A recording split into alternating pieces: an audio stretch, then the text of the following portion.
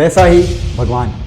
अब ये पॉइंट उतना ही ज़्यादा सच है उन सारे लोगों के लिए जो इसको यूज़ करते हैं कहीं से भी छूटने के लिए। अगर आप स्टॉक मार्केट इन्वेस्टर हो तो ये वीडियो देखने में बहुत ज़्यादा मजा आएगा, क्योंकि यहाँ पे मैं कुछ ऐसे लाइव एग्जांपल्स बता दूंगा जहाँ पे लोग पकड़े गए, पैसा दिया और छूट गए। रिसेंटली जुलाई 2025 में एक ऐसा ही केस हुआ था जहाँ पे जेन स्ट्रीट नाम की कंपनी, इन्होंने बहुत अच्छा मार्केट मैनिपुलेशन किया।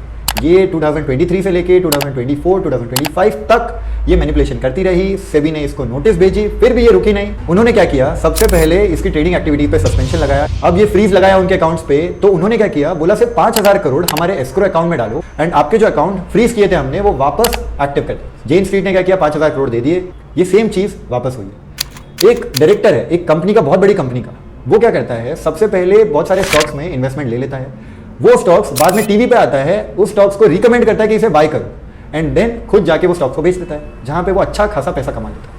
ये चीज को सेबी नोटिस कर रही थी 2020 से लेके 2024 तक, 4 साल उन्होंने इसको नोटिस किया एंड सेबी के हिसाब से उसने 11.5 करोड़ रुपए कमाए ये ट्रांजैक्शंस करने से, जबकि असली वैल्यू तो इससे कई गुना ज्यादा भी हो सकती है, वो तो हमें पता भी नहीं है। अब इसके ऊपर सेबी ने उसके अकाउंट्स को फ्रीज कर दिया। उसने अपील की सैट पे, यानी कि सिक्योरिटीज अपीलेट ट्रिब्यूनल। वहां पे उसने बोला कि असली में जितना मैंने पैसे कमाया है इस चीजों से वो सिर्फ 62 लाख रुपीज है, तो आप मेरे पूरे अकाउंट को फ्रीज क्यों कर रहे हो। तो जहां पे वो ट्रिब्यूनल ने कहा कोई बात नहीं, आप 1 करोड़ रुपए डिपॉजिट कर दो एंड आपका अकाउंट हम लोग वापस एक्टिव कर देते हैं। उसने सिंपली वो किया। अब मैं बात कर रहा हूं none other than Sanjiv Bhasin, जो IIFL के डायरेक्टर। इन्होंने क्या किया, इनके ब्रोकर के थ्रू अकाउंट्स में ट्रेड किया। ब्रोकर का नाम है RRB master securities Delhi limited. ये क्या करते हैं, पहले कुछ सिक्योरिटीज में इन्वेस्टमेंट बना लेते हैं, बाइंग कर लेते हैं, उसके बाद न्यूज चैनल पे आते हैं, जहां पे अगर आप न्यूज चैनल पे देखते हो काफी लोग आते हैं, बोलते हैं कि भाई ये खरीदो, इसका ये टारगेट है, ये स्टॉप लॉस है।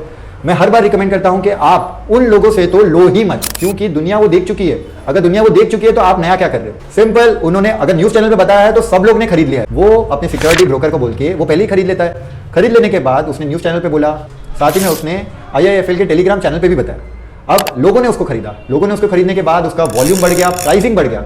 अब इस बंदे ने क्या किया, सिंपली उसको जाके बेच दिया। यहाँ पे क्या हुआ, इसकी कमाई हो गई, इसकी कमाई हो गई और आप बन गए बेवकूफ। इसके लिए आपको सबसे पहले तो इनको भरोसा ही नहीं करना है। न्यूज चैनल पे जो स्टॉक्स आ रहे हैं आप भरोसा क्यों करके ले रहे हो डायरेक्टली। आप सिंपली उसको रिसर्च करो, देखो, जिसके पास एप्रोप्रिएट ज्ञान है, जिसको आपको लगता है कि इसको देख के मैं कुछ प्रॉपर नॉलेज हासिल कर सकता हूं, उससे पूछो। जेन स्ट्रीट के केस में भी सेबी ने 5000 करोड़ एस्क्रो अकाउंट में डाल के उसको अनफ्रीज कर दिया। यहाँ ये केस में भी 1 करोड़ रुपया अकाउंट में डाल के अनफ्रीज कर दिया।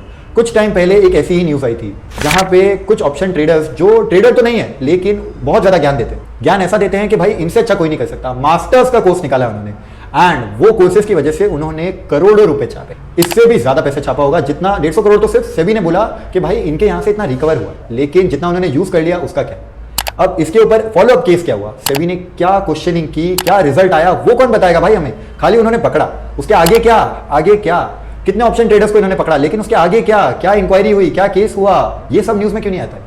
सिर्फ इतना ही न्यूज में आता है कि भाई इन्हें पकड़ा गया। न्यूज में ये क्यों नहीं आता है कि पकड़ के इनके ऊपर क्या एक्शन लिया गया। अब ये केस में आपको क्या करना है, आपको सबसे पहले तो एक प्रॉपर इन्वेस्टर ढूंढना है जिसको नॉलेज है, इसकी नॉलेज है, उसके हिसाब से इन्वेस्टिंग करो। आप पहले उसे टेस्ट करो, डेमो देखो, फिर डालो ना पैसा। पहले ही सारा पैसा डालने की जरूरत क्या है, धीरे धीरे करके देखो कि पहले पैसा बनता है कि नहीं, बनता है तो डालो, वरना मत डालो। नेक्स्ट पॉइंट, न्यूज चैनल्स पे जो स्टॉक्स आते हैं वो मत खरीदो, बिल्कुल मत खरीदो। मैं सब लोग को रिकमेंड करता हूं वो खरीदो ही मत। इसलिए सिंपल बेसिस पे वही स्टॉक्स को खरीदो जिस पे आपने रिसर्च की, या तो आपके भरोसे वाले बंदे ने रिसर्च की।